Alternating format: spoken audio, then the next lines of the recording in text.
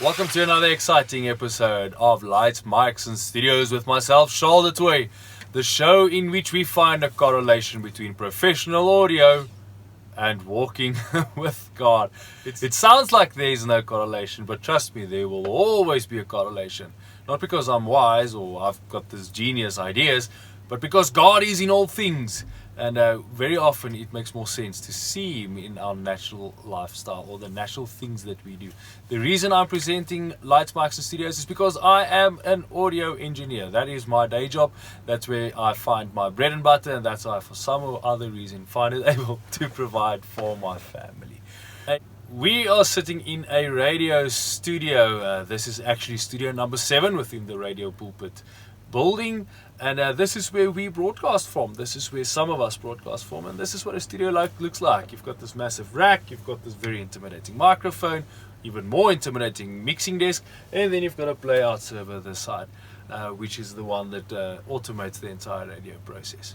And today I want to talk to you about how presenting radio is very often like praying to God. Because you see, when we present radio, there's something that all presenters need to learn very early on in their careers, and that is like you always address a single person. When you are broadcasting, you always address a single person, because radio is a very intimate medium. People listen to their radios when they're alone in the car, when they are sad and depressed, when they're lying in bed, when they're in prison, when they're in hospital, and you need to encourage them always, especially like this one, if you're working for a Christian radio station.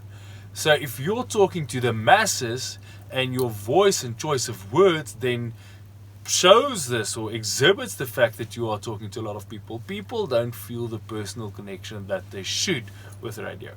And that's the first correlation. We always address God. We always speak to God in singular. We don't speak to they or them or whatever. Even though our God is a triune God, 3 in 1, we speak to Him, as Father. That's the first thing. The second thing is that when you're presenting radio, it's sometimes very difficult and intimidating because your listeners can't respond. It's not a two-way conversation. You're merely talking and you're sitting there trusting and hoping and praying that someone's actually listening to you. And then the funny thing is you're actually shocked when they do respond or when they do send a voice note when you ask them to send a voice note. They're like, oh man, people are actually listening to my voice. And then you get this weird stage fright, which you do when you're talking to a massive amount of people. And it's the exact same thing with God. We pray and we've got no idea whether He actually listens. We've got no idea whether God is there listening to our prayers. And we don't have WhatsApp or Telegram or anything like that in which He can send us a voice note. But you see, the great thing is He did send a voice note way back before WhatsApp and smartphones. He gave us His word that said He will always listen. I will never leave you nor forsake you, was the words that Jesus Christ said. And that's something that's very important. And another thing that's very important with regards to prayer life and presenting on radio is that we need to listen. Just as I'm presenting on radio, I very often listen to radio. And it's the same thing with God. We pray, and then you should stop, and then you should start listening to God. Very, very important. How do you know the Lord's voice? You listen to Him. How do I know it's my wife calling and not some other random woman in my house? Because I know my wife's voice.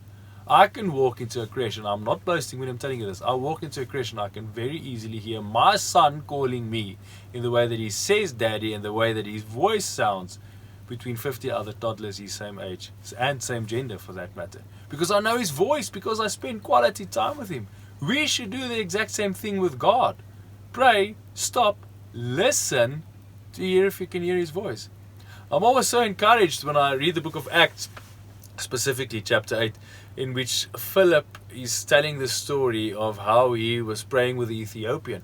Now you need to understand how the book of Acts was written.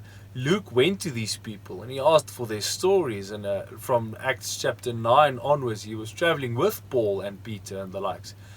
But there must have been times in which they had meetings in which Philip was speaking to Luke and he was telling him the story, and he said, you know what, an angel of God appeared to me.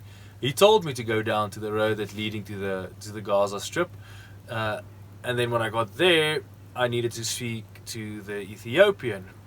And then I just imagine now Luke would ask him, oh, okay, so the angel told you to go there. When you got there, the angel told you to get onto the chariot. And he said, no, that was not an angel, that was the Spirit. Because we see in the words that's used in chapter 8 of Luke, of Acts rather, it says, the angel of God said, go to the strip, go to the road, and then he says, the Spirit told Philip to get onto the chariot. Philip was so in tune with God that he knew when it was an angel and when it was the Spirit of God talking. And you and I should be the exact same thing. When you listen to a radio station, you can pick up which radio station you are listening to because you are familiar with the sound. We should do the exact same thing with God. We should be knowing when it's our imaginations, when your emotions, when it's your feelings, and when it's actually God telling you to do something. And then just as important as it is to listen to God, it is important to react on God is telling you to do. And that's that for this week's episode of Lights, Mics and Studios with myself, Charl. We're looking forward to spending some time with you again next week. Do click that subscribe button down below. And also, please leave your comments. I would like to see if you found correlations between your hobby or income and walking with God. Or perhaps what you do in the professional audio industry and how you've seen God at work in it as well. Be blessed. See you soon.